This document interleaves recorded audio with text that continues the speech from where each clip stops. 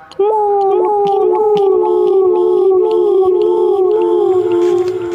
Friends, Molu की मोली channel में आप लोगों का स्वागत है। आज आप लोग हमें देख रहे हो कि तैयार श्यार हैं हम लोग। तो आज है हमारी 4th मैरिज एनिवर्सरी। हमारी शादी को पूरे 4 साल हो गए हैं और ये 4 साल कैसे बीते हैं ये हम ही जानते हैं। और आप लोगों को सिर्फ हमारा एक पहलू पता है कि हम लोग बहुत कॉमेडी वीडियोस बनाते हैं, अपने ब्लॉग्स करते हैं, लेकिन हम दोनों की मुलाकात कैसी ये अभी किसी को नहीं पता है।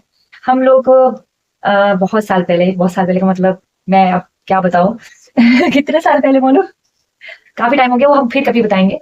बट मोलू और मेरी मुलाकात हुई थी एज ए फ्रेंड, दोस्ती। और स्टार्टिंग में मैं मोलू को नहीं पसंद करती थी और मोलू भी मुझे नहीं पसंद करते थे। मतलब हम लोग एक व्हाट्सएप ग्रुप के उसमें मिले थे और हम जब भी कभी हमें कमेंट करना होता था तो मैं इनके खिलाफ हमेशा कमेंट करती थी और ये मेरे खिलाफ हमेशा कमेंट करते थे। तो हमें कभी ये नहीं था कि हम लोग कभी शादी करेंगे। बट यहाँ तक कैसे आए वो भगवान जानता है, उसको मिलाना था हमको तो हम मिल गए। बट ये फैक्ट है कि स्टार्टिंग में हम एक दूसरे को बिल्कुल पसंद नहीं करते थे, पर धीरे धीरे धीरे अंडरस्टैंडिंग बढ़ी। इनको मेरे बारे में सब पता चला, मुझे इनके बारे में पता चला। और और बाद में धीरे धीरे धीरे इन्होंने एकदम से मेरी मम्मी को कहा कि मैं आपकी बेटी से शादी करना चाहता हूँ। और उस समय हम दोस्त ही थे, ऐसा कुछ नहीं था। लेकिन फिर भी कहते हैं ना कि भगवान को मिलाना होता है जिनको, तो वो मिल जाते हैं। तो ये अभी तक दुनिया मतलब आप लोगों तक हमने ये बताया नहीं था कभी, तो आज हम बता रहे हैं इस ब्लॉग में। और जब हमारी शादी होने वाली थी उससे पहले जब हमारी एंगेजमेंट हुई थी तो मेरी तबीयत बहुत खराब थी। मुझे ये लगता था कि मैं कभी भी मर सकती हूँ। तो जब मेरी इनके साथ एंगेजमेंट हुई थी उस समय तक मैंने इनको बोला था कि मत करो एंगेजमेंट मेरे साथ, क्योंकि मुझे उम्मीद नहीं है कि मैं जिंदा रहूंगी। और जब हमारी शादी भी थी, जिस दिन मेरी शादी थी उससे 1 महीने पहले मेरा ऑपरेट हुआ था कुछ। वो अब क्या बताऊं मैं उस बारे में भी।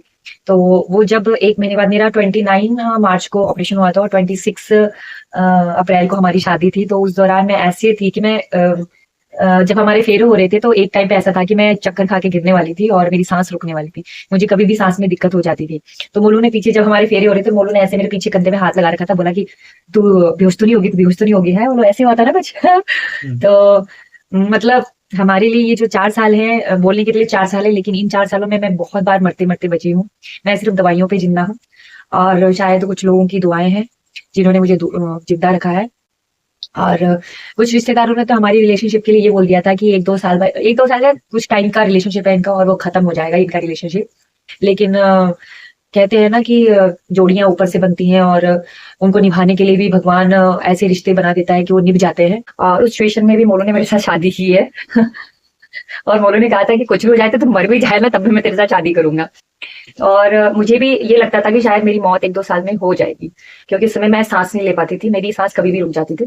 जो कोरोना के जो सिम्टम्स थे वो सब मेरे में थे, लेकिन मेरा जो हाँ, तो बहुत सारी जो बीमारियां थी वो मेरे पे उस समय लगी हुई थी। लेकिन मोलू ने उस सिचुएशन में भी मेरे साथ शादी की और मुझे अपनाया, अच्छे से अपनाया मतलब।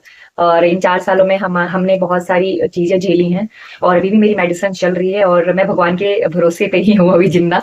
और मुझे लगता है मैं कभी भी मर सकती हूँ, लेकिन मैं ये जरूर बोलूंगी, चाहे कितना भी उतार चढ़ाव हो, चाहे आप मरने वाले ही क्यों ना हो, लेकिन हंसते रहना चाहिए, क्योंकि जितना भी टाइम है उसको मुस्कुरा के जियो। और मौत तो आनी है सबको कभी ना कभी। तो मेरा मानना ये है कि आपकी लाइफ चाहे छोटी है बड़ी है, लेकिन उसको हंसते हुए ही जियो। और हम लोग इसीलिए हंसती हुई जो हमारी जो वीडियोस होती हैं वो कॉमेडी वीडियोस होती हैं, क्योंकि दुख हमने बहुत झेला है और झेल भी रहे हैं। और भगवान की कृपा होगी तो एक दिन इस सिचुएशन से हम बाहर निकलेंगे। तो मैं उन लोगों से, उन रिश्तेदारों को बोलना चाहती हूँ कि देखो, आज भी हम साथ में हैं। और कुछ रिश्तेदार ऐसे भी हैं जो अभी तक हमारे साथ हैं, जिन्होंने हमें सपोर्ट किया, जिन्होंने बोला कि नहीं आप लोग बढ़ो आगे और हम आपके साथ हैं। तो मैं उन रिश्तेदारों का धन्यवाद करना चाहती हूँ, उन भाइयों का, उन बहनों का। और जो भी हैं, जो भी रिश्तेदार हैं, जो मेरे चाचा है, ताऊ है, इनके हैं, मैं उन लोगों के लिए धन्यवाद ही कहूंगी कि आप लोगों का आशीर्वाद हम पे बना है, जिसकी वजह से आज हम लोग साथ में हैं और मैं जिंदा हूँ। लेकिन अभी मुझे आगे भी जिंदा रहना है और ये जो 4 साल है मैं चाहती हूँ 40 साल से ऊपर मैं मोलू के साथ रहूं। लेकिन उसके लिए मेरी दवाइयां बहुत महंगी आती हैं और जो अभी तक चल रही हैं। और अगर आप लोग मुझे ऐसे ही देखना चाहते हो तो भगवान से प्रार्थना करें कि मेरी दवाइयां बंद हो जाए और मैं एकदम से ठीक हो जाऊं, ताकि मैं टेंशन फ्री होके अपनी जिंदगी जी सकूं। क्योंकि अभी भी मुझे टेंशन रहता है कि कभी भी मुझे मौत आ सकती है। तो मैं इन 4 सालों में मोलू के साथ रही हूँ, लेकिन ऐसे रही हूँ कि बस कभी भी मेरी मौत हो सकती है। तो जैसा भी है, हम लोग इन 4 सालों में, चाहे हमारे पास कितनी भी सारे दुख आए हैं, लेकिन हमने अपनी जो वीडियोस हैं, जो हमारी कॉमेडीज वीडियोस हैं, वो अब बनानी नहीं छोड़ी है। क्योंकि मेरा मानना है कि दुख सुख लगे रहते हैं, लेकिन हँसते रहना चाहिए, ज़िंदगी चाहे छोटी है, बड़ी है, तो उसको हँस के जीना चाहिए। और दूसरी बात है कि हमारी जब शादी हो रही थी, तो एक तरह से ये हमारी पसंद की ही शादी थी। तो चाहे वो हम लोग दोस्त भी थे, लेकिन होता तो है ना कि पेरेंट्स ने बोला कि तुम शादी करना चाहते हो एक-दूसरे से तो खुद ही करो सब कुछ। तो मेरे पेरेंट्स ने भी मुझे कह दिया था कि तुम खुद ही करो। मतलब हम लोगों ने शादी का शॉपिंग से लेके रिश्तेदारों को कपड़े देने तक मैंने खुद किया था, और मोलू ने खुद किया था सब कुछ, क्योंकि इनके पेरेंट्स ने भी बोल दिया था कि शामिल हो रहे हैं हम लोग, लेकिन तुम लोग खुद ही करोगे सब कुछ। इनके ऊपर सब कुछ छोड़ दिया था कि हम कुछ नहीं जानते हैं, कहाँ पे पैसा लगेगा, कहाँ पैसा नहीं लगेगा, तू खुद करेगा। और सेम एज इट इज मेरे साथ हुआ था। मेरे मॉम डैड ने भी मतलब ऐसा नहीं था कि खिलाफ थे, उन्होंने बोला था करो, लेकिन उन्होंने बोला था कि खुद करो। जब भाई तुम दोनों शादी करना चाहते हो तो अपने खर्चे खुद उठाओ।